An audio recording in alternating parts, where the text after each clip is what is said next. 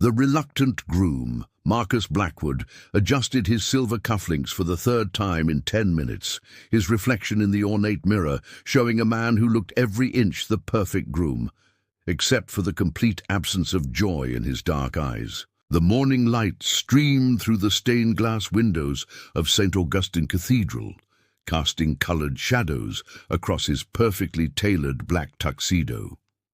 In less than an hour, he would walk down that aisle and marry a woman whose face he had never seen, whose voice he had never heard, whose dreams and fears remained as foreign to him as the languages spoken in distant lands his shipping company served. The arrangement had been sealed 6 months ago over brandy and cigars in his father's study.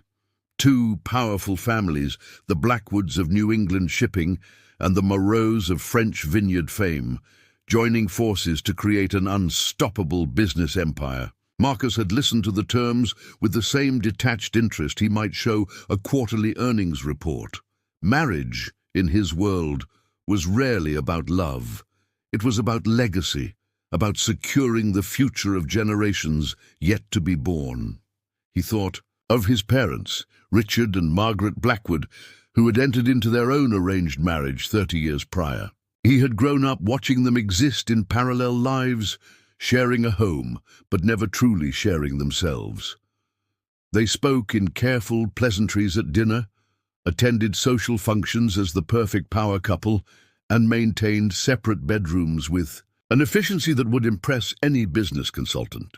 Their marriage was successful by every metric that mattered in their social circle: profitable, scandal-free, and productive of the required heir. Yet Marcus had often wondered, in the quiet moments between childhood and adulthood, whether there might be something more to the institution than strategic alliance. His best friend Thomas had argued with him just last week, insisting that Marcus was making a terrible mistake. "You're 28, not 58, Thomas had said, pacing around Marcus's office like a caged tiger. "You have time to find someone you actually care about, someone who makes your heart race instead of your accountant's smile." But Marcus had merely shrugged, pointing out that love was a luxury his position couldn't afford. The Blackwood Empire required stability, and Celeste Moreau, his bride-to-be, came with impeccable credentials and a dowry that would secure their expansion into European markets. The door to his preparation room creaked open, and Father Morrison stepped inside, his weathered face creased with what might have been sympathy. "5 minutes, my son," he said softly. "Are you ready?" Marcus straightened his shoulders and nodded, though readiness seemed an inadequate word for what he felt. He was prepared, certainly. He knew his lines for the ceremony, had memorized the vows his family's tradition required, understood exactly what was expected of him in the hours and years to come. But ready? Ready implied enthusiasm, anticipation, perhaps even hope. Those emotions felt as foreign to him as the idea of backing out now would be scandalous. As he walked through the cathedral's corridors toward the main sanctuary, Marcus caught glimpses of the assembled crowd through partially opened doors. 200 of the most influential people on the East Coast had gathered to witness this union, their faces bright with the particular satisfaction that comes from watching other people's carefully orchestrated lives unfold according to plan. His mother sat in the front row, her platinum hair styled to perfection, her smile as practiced and flawless as everything else about her presentation. She caught his eye and nodded approvingly, no doubt cataloguing every detail of his appearance for later review. The massive wooden doors of the sanctuary opened, and the organ began its processional. Marcus took his position at the altar, his hands clasped behind his back, in a pose that projected confidence, even as his mind wandered to thoughts of the unknown woman who would shortly appear at the far end of the aisle. He had been told she was beautiful. All arranged brides in their social circle were described as beautiful, as if plainness were a contractual violation. He had been informed that she was well-educated, spoke 4 languages, and had spent 2 years studying art in Florence. These facts felt like items on a resume rather than glimpses into a human soul. The music swelled, and Marcus found himself holding his breath as the congregation rose to their feet. Somewhere beyond those doors, Celeste Moreau was preparing to walk toward a future neither of them had chosen, bound by agreements made by others for reasons that had everything to do with business and nothing to do with the hearts that would somehow need to find a way to coexist within this arrangement. He wondered if she felt as trapped as he did, or if perhaps she had made her peace with duty in a way that still eluded him. As the bridal march began, Marcus straightened his spine and prepared to meet his destiny. The veiled truth Celeste Moreau stood before the full-length mirror in the cathedral's bridal chamber, her hands trembling as she adjusted the delicate Alençon lace veil that had belonged to 5 generations of Moreau brides. The antique French lace seemed to whisper stories of other women who had worn it, some to marriages of love, others to unions of convenience, and a few, like herself, to something that fell into an uncertain space between obligation and possibility. Her reflection showed a woman transformed by silk and tradition into something that felt foreign to her own eyes. The ivory gown, designed by her family's longtime couturier in Lyon, fit her slender frame perfectly, its hand-sewn pearls catching the morning light like dewdrops on spiderwebs.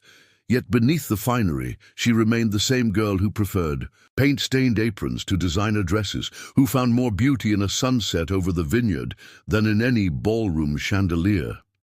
"Ma chérie, you look like an angel descended from heaven," whispered her cousin Margot, adjusting the cathedral train with practiced hands. Margot had served as her confidant through these past months of preparation, offering comfort when the weight of family expectations threatened to crush Celeste's spirit. "Your Marcus will be stunned speechless," but he wasn't her Marcus, not really. He was simply Marcus Blackwood, heir to a shipping fortune, a man she was meant to marry because their fathers had decided that French wine and American commerce would create a profitable partnership. She had seen his photograph, of course, a formal portrait that showed strong features and intelligent eyes, but revealed nothing of his character, his dreams, or whether he possessed even a shred of kindness beneath that serious expression. The irony was almost too bitter to bear. For 7 years, Celeste had carried the memory of a man she had encountered on the worst night of her life, a stranger whose face had become the standard against which she measured every other man she met. It had been during her first year at the Sorbonne, when she had been driving back to Paris through a torrential storm after visiting her grandmother in Reims. The rain had been so fierce that visibility dropped to mere meters, and the winding country road had become treacherous as a mountain pass. She had seen the headlights first, weaving erratically before disappearing entirely behind a stand of oak trees. Training from her childhood summers, working alongside the vineyard's emergency medical volunteer, had kicked in immediately, and she had pulled over, grabbing the first aid kit she always kept in her car. The scene she had discovered still haunted her dreams. A luxury sedan wrapped around an ancient oak, steam rising from its crumpled hood, and inside, a young man barely conscious, blood streaming from a gash on his forehead. He had been wearing an expensive suit that was now torn and stained, and when he looked up at her through dazed eyes, something had shifted in her chest, a recognition that went deeper than sight, as if her soul knew his before her mind could process the impossibility of such a thing. She had managed to extract him from the wreckage just moments before the car's fuel tank had ignited, dragging him to safety while he mumbled incoherently about missing an important business dinner. While waiting for the ambulance she had called, she had held his hand and talked to him softly in both French and English, trying to keep him conscious and calm. He had focused on her face with an intensity that made her feel transparent, as if he were memorizing every detail. When the paramedics finally arrived, the controlled chaos of emergency response had separated them, and by the time she had given her statement to the police, he had already been rushed to the hospital. She had wanted to follow, to ensure he recovered fully, but her grandmother had taken a turn for the worse that same night, and family duty had called her in a different direction. By the time she had returned to Paris weeks later, she had convinced herself that checking on a stranger would be inappropriate, perhaps even unwelcome. She had told herself that he surely had family and friends to care for his recovery, that her role in his life had been brief but complete, yet she had never forgotten his eyes, dark brown like rich espresso, filled with a vulnerability that his expensive clothing and obvious wealth couldn't mask. In quiet moments over the years, she had wondered what became of him, whether he had fully recovered, whether he remembered the girl who had pulled him from the wreckage on that storm-torn night. She had even imagined in her most fanciful moments that fate might bring them together again someday, though she recognized such thoughts as the romantic foolishness of a woman who read too many novels. Now, as she prepared to marry Marcus Blackwood, she felt as though she were betraying that long-ago stranger, as if saying vows to another man would somehow diminish the memory of those profound moments they had shared. It seemed cruel that she would have to spend her life wondering what might have been, while binding herself to a man who was nothing more than a name on a contract. "The processional is beginning," announced Sister Catherine, the elderly nun who had overseen countless weddings at St. Augustine. "Are you ready, child?" Celeste nodded, though ready seemed an impossible state to achieve. She was prepared, certainly. She knew the ceremony by heart, had practiced her walk countless times, understood exactly what words she would speak and when. But ready implied a willingness, an acceptance that still felt just beyond her reach. She took her father's arm and began the long walk toward the sanctuary doors.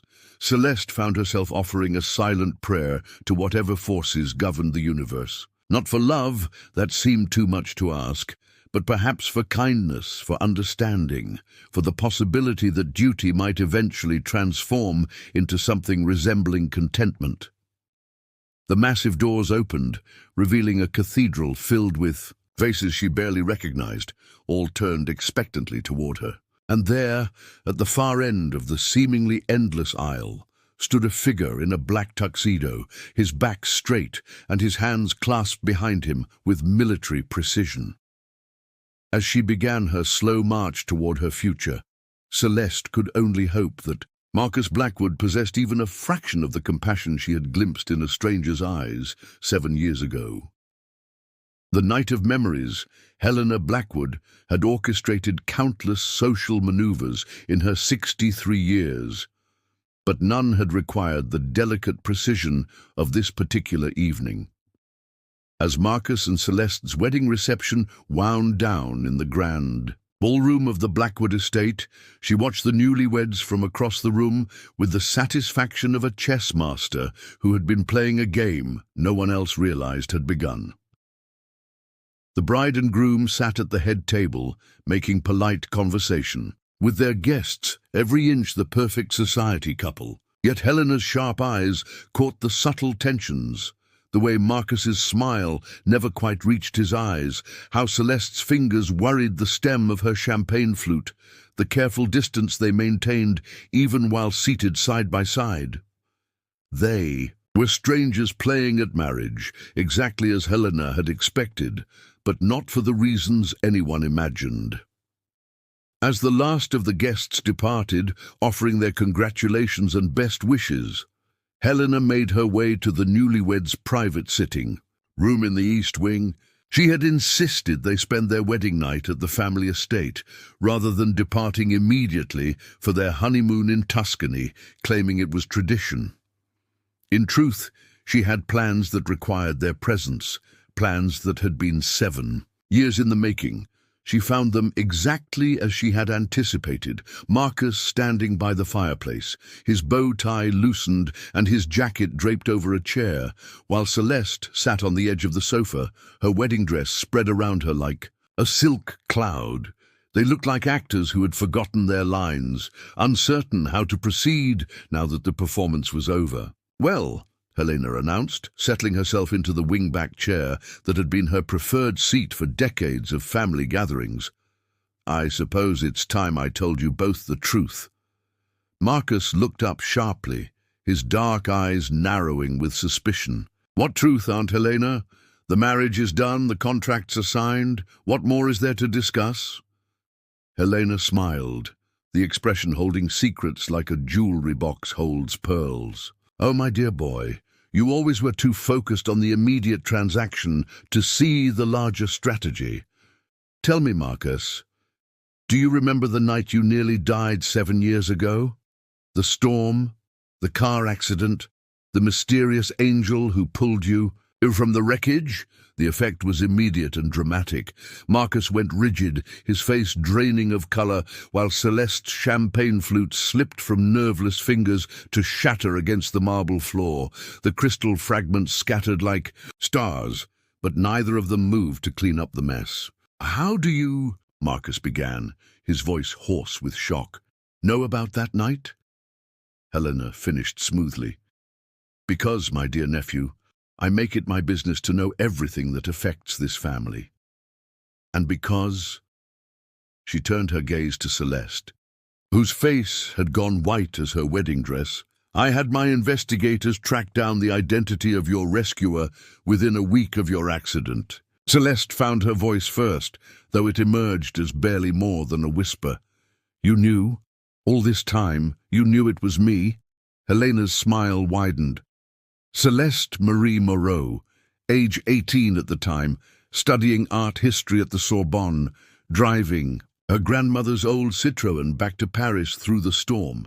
You saved my nephew's life, and then you disappeared like smoke, leaving him with nothing but the memory of an angel's face and a voice that spoke to him in both French and English. Marcus moved away from the fireplace, his steps unsteady as he approached Celeste. "It was you," he said, his voice filled with wonder and disbelief.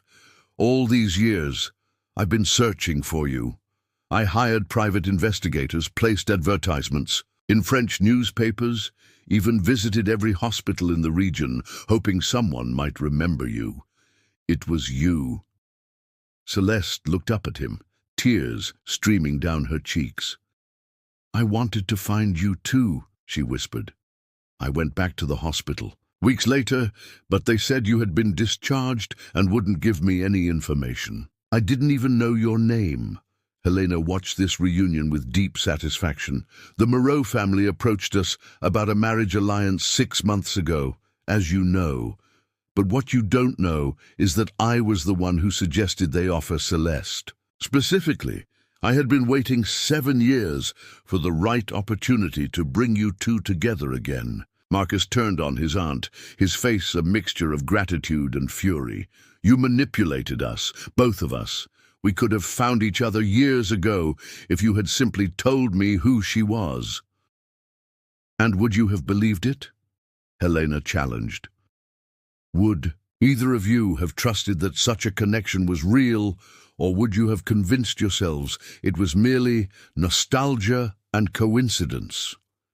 Would Marcus Blackwood, heir to a business empire, have allowed himself to court a French art student based on a single night's encounter? Would Celeste Moreau have believed that the man she saved truly cared for her, or would she have assumed he felt nothing more than obligated gratitude? The questions hung in the air like incense, heavy with truth neither of them wanted to acknowledge. Helena had known them both well enough to predict their responses. Marcus would have been cautious, analytical, afraid to trust his heart over his head. Celeste would have been proud, independent, unwilling to be seen as someone seeking reward for her good deed. Instead, Helena continued, I gave you both what you needed. Time to grow into the people worthy of each other and a socially acceptable framework within which to rediscover your connection. The business alliance provided cover for what your hearts already knew, but your minds weren't ready to accept. Celeste stood slowly, her wedding dress rustling like autumn leaves. But the marriage contract, the business arrangements, are entirely real and beneficial to both families. Helena assured her. "I'm a romantic, my dear, not a fool. But tell me, Marcus, during these months of preparation, didn't you feel something familiar about her photograph? Didn't her name stir some memory you couldn't quite place?" Marcus was staring at Celeste, as if seeing her for the first time, and perhaps he was. "I dreamed about your voice," he admitted quietly. "For years after the accident, I would dream about someone speaking to me in French and English, telling me to stay awake, to keep fighting. I could never see the face clearly, but the voice was mine," Celeste finished, her own voice breaking with emotion. Helena rose from her chair, smoothing her silk dress with satisfaction. "Now then, I believe you two have 7 years of conversation to catch up on. I'll have the staff prepare the blue guest suite for tonight. I suspect you'll want to start this marriage properly, as yourselves rather than as strangers fulfilling a contract." As she moved toward the door, Helena paused and turned back to them. "One more thing," she said softly. "Your parents, both sets of them, know nothing of this connection. As far as they're concerned, this is purely a business arrangement that happened to work out well. What you choose to tell them and when is entirely your decision." She left them there in the firelight, surrounded by the fragments of a champagne glass and the scattered pieces of their assumptions, finally free to discover what had been waiting 7 years to be found again. When storms returned, Vincent Moreau had always believed that information was the most valuable currency in the world, and tonight he held enough to bankrupt 2 of the most powerful families on the East Coast. He stood in his sister's childhood bedroom at the Moreau estate, watching through the window as dawn painted the vineyard in shades of gold and amber, while behind him spread documents that could destroy everything Celeste and Marcus had discovered about their unexpected love. 3 days had passed since the wedding. 3 days, during which the newlyweds had remained at the Blackwood estate, supposedly preparing for their delayed honeymoon, but actually rediscovering the connection that had begun 7 years ago on a storm-swept road. Vincent had received regular reports from his contacts in the Blackwood household staff, reports of long walks in the garden, intimate dinners by candlelight, and the unmistakable signs that this arranged marriage was transforming into something far more dangerous than a mere business alliance.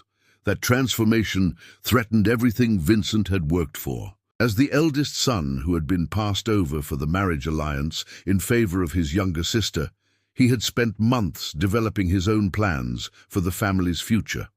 Plans that required the Moreau-Blackwood union to remain exactly what it had been intended to be: a cold, profitable merger that would leave both parties emotionally detached and therefore malleable to his influence.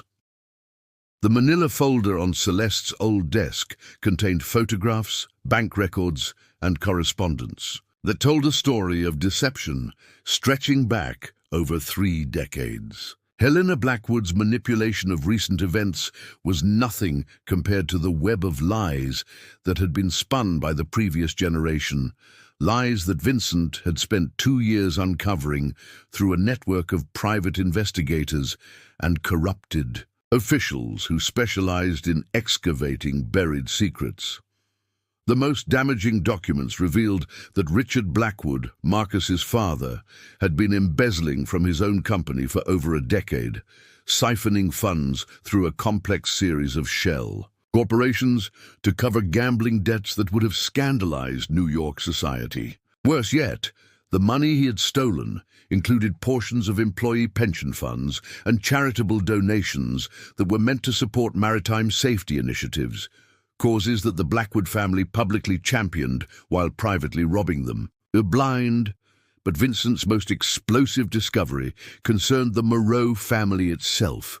Their vineyard empire, built over 4 generations and celebrated as a testament to French agricultural excellence, was riddled with tax evasion schemes that had cheated both French and American governments out of millions in revenue. More damaging still were the records showing that several of their most prestigious wine awards had been purchased through bribery, calling into question the very reputation that had made them attractive marriage partners for the Blackwoods. Vincent had arranged to meet Marcus at 11 o'clock this morning at a neutral location, the library of the exclusive Union Club, where both families held memberships. The setting would provide privacy, while its prestigious associations would remind Marcus of everything he stood to lose if these secrets became public. Vincent's strategy was elegant in its simplicity. Present the evidence, demand that Marcus treat the marriage as the business arrangement it was supposed to be, and ensure that any developing emotional attachment was severed before it could complicate the profitable relationship Vincent intended to exploit. The sound of footsteps in the hallway interrupted his contemplation. He turned to see his sister, standing in the doorway, still wearing her traveling clothes from her return trip from the Blackwood estate. Her face glowed with a happiness that made Vincent's stomach twist with disgust. She looked like a woman who had discovered love, rather than like a dutiful daughter fulfilling her family obligations. "Vincent," Celeste said, surprise evident in her voice, "what are you doing in my room, and what are all those papers?" He studied her carefully, noting the way she moved with new confidence, the soft smile that seemed permanently etched on her lips, the unmistakable signs of a woman who had found her place in the world. It made what he was about to do both necessary and, he admitted to himself, somewhat satisfying. Celeste had always been their father's favorite, the artistic dreamer who was indulged, while Vincent worked tirelessly to prove his worth to a family that valued poetry over profit. "I'm here because someone needs to protect this family from your romantic delusions," he said calmly, closing the folder and tucking it under his arm. "Tell me, sister dear, how much do you actually know about your new husband?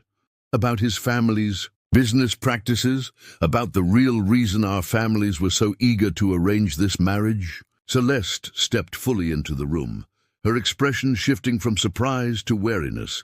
"What are you talking about, Vincent? Marcus and you are playing a dangerous game," he interrupted. "This marriage was arranged to solve problems for both families, problems that go far beyond the simple business expansion everyone believes is the motivation. Problems that could destroy both the Blackwood shipping empire and our vineyard holdings if they become public knowledge." He watched her face carefully as he spoke, seeing the doubt creep into her eyes despite her obvious desire to dismiss his words. Celeste had always been too trusting, too willing to believe in fairy tales and happy endings, but she wasn't stupid. She would recognize the implications of what he was suggesting, even if she didn't want to accept them. "What kind of problems?" she asked quietly. Vincent smiled, the expression cold and calculating.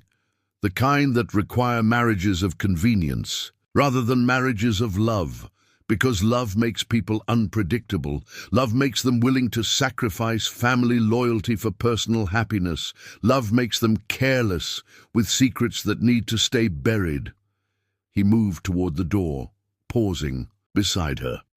"I'm meeting with your husband this morning to discuss the future of our family's relationship. I suggest you spend that time deciding whether your childhood fantasies about true love are worth destroying everything our father built, because that's exactly what will happen if you continue down this path."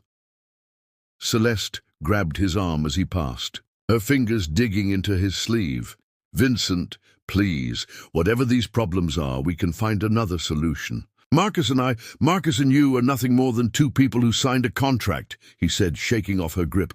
"The sooner you both accept that reality, the better off everyone will be, including you." He left her standing there in her childhood room, surrounded by the remnants of dreams and paintings that would soon need to be put away in favor of the harsh realities of adult responsibility. By evening, Vincent was confident that both she and Marcus would understand exactly what was at stake, and more importantly, what they would need to sacrifice to keep their family's secrets safe. The storm that had brought them together 7 years ago was nothing compared to the tempest that was about to test whether their rediscovered love was strong enough to weather the truth about the families they had married into. The dawn of forever Thomas Sterling had been Marcus's closest friend since their days at Harvard, and in all those years he had never seen his friend look as broken as he did sitting across from him in the oak-paneled study of the Sterling family. Home. The morning meeting with Vincent Moreau had left Marcus hollow-eyed and defeated, clutching a whiskey tumbler despite the early hour, while the manila folder containing the Moreau family's evidence sat unopened on the coffee table between them like a loaded weapon. "He gave me 48 hours, Marcus said, his voice barely above a whisper. 48 hours to convince Celeste that our marriage must remain exactly what it was supposed to be, a business arrangement with no emotional complications, or he releases everything to the press and the authorities." Thomas leaned forward, in his leather chair, studying his friend's face with the careful attention of someone who had weathered many storms together. "And what exactly is everything, Marcus? You've been talking in circles for 20 minutes, but you haven't told me what Vincent actually has on your families." Marcus drained his whiskey and reached for the folder with trembling hands. "My father has been embezzling from the company for over a decade, Thomas. Pension funds, charitable donations, operational expenses, millions of dollars stolen to cover, gambling debts that would make him a laughingstock in every social circle from Boston to Miami."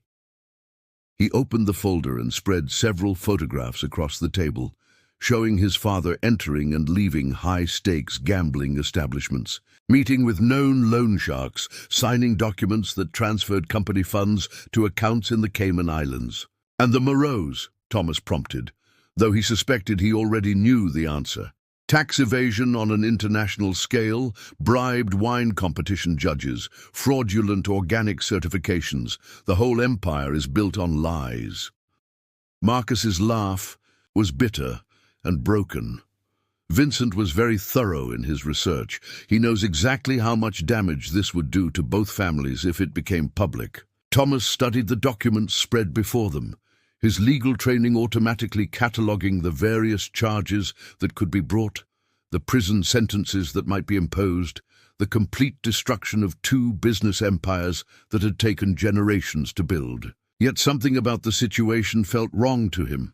Some detail that didn't align with what he knew about Vincent Moreau's character and motivations. "Marcus," he said slowly, "why would Vincent expose his own family's crimes? If this information becomes public, the Moreaus lose everything too. What does he gain from mutual destruction?" Marcus looked up sharply, as if the question had never occurred to him. He said that some truths are worth any price, that family honor is bullshit," Thomas interrupted firmly. "Vincent Moreau is many things, but he's not a self-destructive idealist. There's something else going on here, something he's not telling you." He stood and began pacing the room, his mind working through the possibilities. "Think about it rationally, Marcus. What does Vincent actually want? He wants Celeste and me to maintain emotional distance, to treat the marriage as purely business. Why? What difference does it make to him whether you love your wife or not?" Marcus was quiet for a long moment, his analytical mind finally engaging with the puzzle Thomas had presented. "Control," he said slowly. "If Celeste and I are emotionally detached, we're more likely to defer to family decisions, more likely to let him influence the direction of the merged businesses." "Exactly," Thomas said, returning to his seat. "Vincent doesn't want to destroy the families. He wants to control them. And he can only do that if you and Celeste remain isolated from each other, focused on duty rather than love." The realization seemed to restore some life to Marcus's face. "But the evidence is still real, Thomas. The crimes still happened. Even if Vincent's motivations are selfish, he still has the power to destroy everything." Thomas smiled, the expression holding a confidence that Marcus hadn't seen since before the wedding. That's where you're wrong, my friend. Vincent has evidence of crimes, yes, but he also has a problem he doesn't realize yet. He reached for his phone and scrolled through several screens before finding what he was looking for. I've been doing some research of my own since you called this morning, and Vincent Moreau has made a critical error in his strategy. He turned the phone screen toward Marcus, showing a series of legal documents and news articles. Vincent has been so focused on uncovering your family's secrets that he forgot to cover his own tracks. The private investigators he hired, the officials he bribed to access sealed records, the illegal surveillance he conducted, all of it is documented. And all of it is federal crimes that carry longer prison sentences than anything he has on your fathers. Marcus stared at the screen, hope flickering in his eyes for the first time that day. I mean that Vincent is guilty of conspiracy, bribery of federal officials, illegal wiretapping, and about 6 other felonies that would send him to prison for 20 years minimum. Thomas's smile widened. The evidence he gathered might be real, but it's also inadmissible in court because it was obtained illegally. Meanwhile, the evidence of his crimes is ironclad. The study door opened and Celeste appeared, her face pale but determined. I apologize for eavesdropping, she said quietly, but I needed to hear what Vincent was threatening you with. She looked between the two men, her chin raised with a stubborn pride that reminded Marcus of why he had been drawn to her, even as an 18-year-old stranger. And I needed to tell you both that I don't care what secrets our families are hiding. Marcus stood and crossed to her, taking her hands in his. Celeste, you don't understand the implications. I understand that our fathers made mistakes, she interrupted. I understand that Vincent is trying to manipulate us both for his own gain, and I understand that what we found together is more important than any business arrangement or family scandal. Her eyes searched his face. The question is whether you understand the same thing. Marcus looked down at their joined hands, remembering another moment when she had held onto him while the world fell apart around them. 7 years ago, she had pulled him from burning wreckage without knowing his name or caring about his wealth or social position. She had risked her own safety for a stranger, asking for nothing in return except the knowledge that she had done the right thing. Thomas, he said without looking away from Celeste's face, how quickly can you prepare the evidence against Vincent? I can have a federal prosecutor reviewing the case by this afternoon, Thomas replied. Vincent's 48-hour ultimatum becomes irrelevant when he's facing his own indictment. Marcus lifted Celeste's hands to his lips, pressing a gentle kiss to her knuckles. Then I think it's time we stop letting other people control our story, he said softly. Our fathers will have to face the consequences of their choices, but those consequences don't have to define our future. Celeste smiled, the expression lighting up her entire face. Are you sure? Because once we choose each other over family, expectations, there's no going back to being strangers, fulfilling a contract. Marcus pulled her into his arms, holding her close as he had dreamed of doing for 7 years. I was never a stranger to you, he whispered against her hair, and I never want to be one again.